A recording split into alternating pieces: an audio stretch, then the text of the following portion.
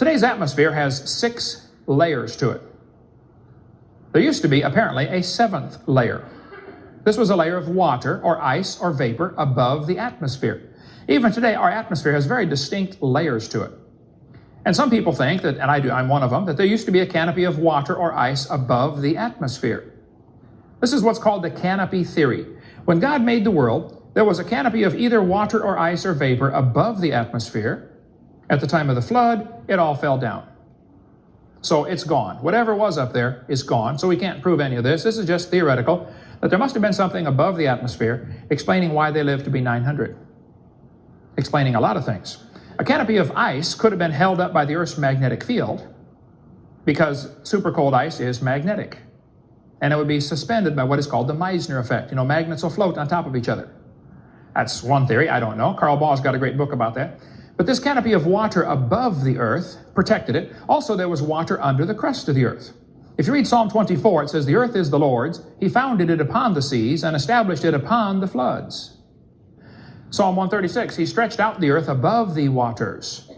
Most of the water that's now on the crust of the earth in the surface called oceans used to be inside the earth in big subterranean water chambers. I don't have a clue what the numbers were, but let's just pick a few for sake of argument. Suppose there was a layer of ice 10 or 20 or 30 inches thick above the atmosphere, and then a layer of air, 10 or 15 miles of air to breathe, and then a layer of rocks and dirt to stand on, the crust of the earth, maybe 10 miles, and then a layer of water underneath. Subterranean water chambers. That's the water that came shooting out to the surface when the fountains of the deep broke open. Genesis chapter 7. And today, the earth is busted up like an eggshell. I think those cracks that we see, the fault lines, are probably places where the crust of the earth broke open and the water came out. We cover much more on that on video number 6 about the flood and the Hovind theory, of what happened to cause the flood. We still have these scars, fault lines. I've been to the San Andreas Fault, the Hayward Fault, the New Madrid Fault, the Golden Fault. None of them my fault, but I've been there, done that, studied it, okay? There's no question the earth has cracks. The question is, when did this happen? Well, the textbooks in school say this is part of the Pangea theory. The continents are moving around. Well, I agree the continents are moving a little bit, but the Pangea theory is baloney. They shrank Africa 40% to make them fit.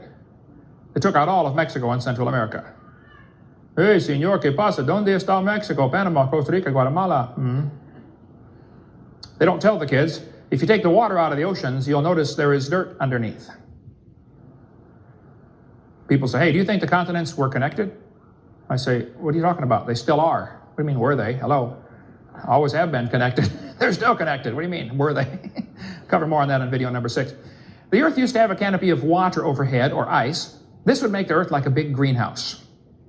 How many know what a greenhouse is? They've got all glass walls. You have to dress in the basement in a greenhouse. Carl Baugh's book, Panorama of Creation, I think is really good on that topic.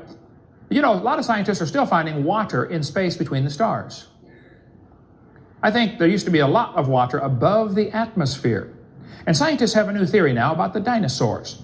They say maybe a lack of oxygen killed the dinosaurs. A lack of oxygen. Why would they say that? Well, because when they studied the Apatosaurus, they found out his lungs are way too small compared to the size of his body, and his nostrils are too small. An 80-foot Apatosaurus had nostrils the same size as a horse. Now, how is an 80-foot animal going to get enough air through nostrils the same size as a horse? He'd be sucking so hard trying to get a breath, it'd set him on fire from the friction from the wind whistling in there. They couldn't breathe.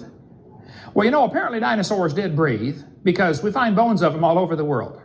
Dinosaurs did live. There's no question about did they live. The question is, when did they live and how did they breathe?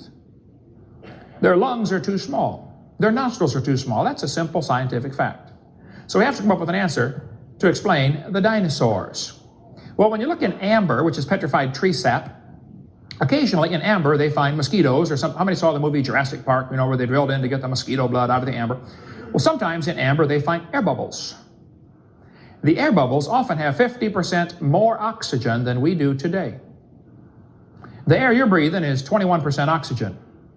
The air in the amber bubbles is 32% oxygen. I think before the flood came, this canopy of water or ice would increase air pressure, probably to double what it is today. Well, if you doubled the air pressure, breathing would be easier. And if you increase the oxygen content, that greatly helps again. I think the pre-flood world probably had greater air pressure and increased oxygen. Now, what happens under those conditions? Not only does your hemoglobin in your bloodstream take on oxygen, your plasma will get oxygen saturated, which means you could run for hundreds of miles without getting tired.